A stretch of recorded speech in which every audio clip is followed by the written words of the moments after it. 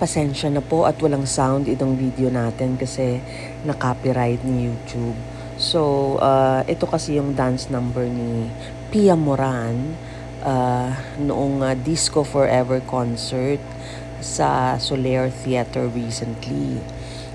Isa si Pia sa mga unang nag-perform at nandun din ang mga grupo na sumikat nung 80s and 90s.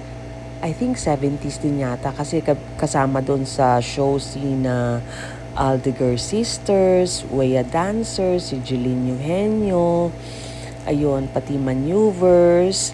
I hope to upload all the other videos kasi syempre yung mga kaira natin excited na mapanood ang mga nostalgic groups, 'di ba? Yan yung mga kinalakihan natin na mga bago pa yung sex bomb, yung mga Gen X at mga baby boomers, itong sina Pia Moran ang kinalakihan. Ayan, pasensya na po. Dito sa number na to sinasayaw ni Pia ang Funky Town. Tapos, nag-change siya into another costume at sinayaw niya naman ang nagpasikat sa kanya ang body language. Ayan, nung in-upload namin sa Facebook nga ay maraming comments at inalala nila yung nakaraan, yung kasikatan ni Pia Moran at nabanggit nga rin nila si Frida Fonda na isa rin daw sa nagsayaw ng body language. Ayan.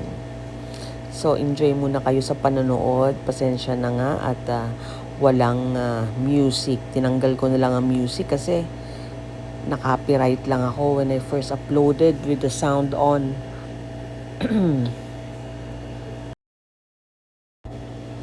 So ngayon, si Pia yata ay 65 years old na or maybe more. So nakakabilib din at natapos niya itong dance number na to na hindi rin naman simple ang mga ginawa niya.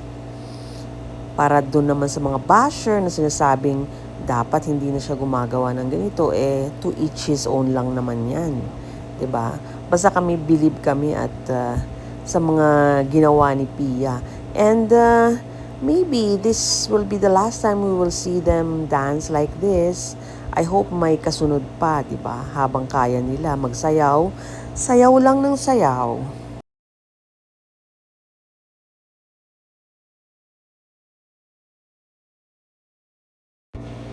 So guys, medyo nag-trending itong pagsasayaw ni Pia Moran nung in-upload namin sa Facebook.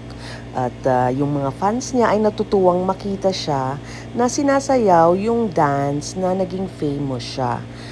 Mix lang din yung reaction kasi yung iba sinasabi na hindi na raw bagay sa age ni Pia na magsayaw ng ganito.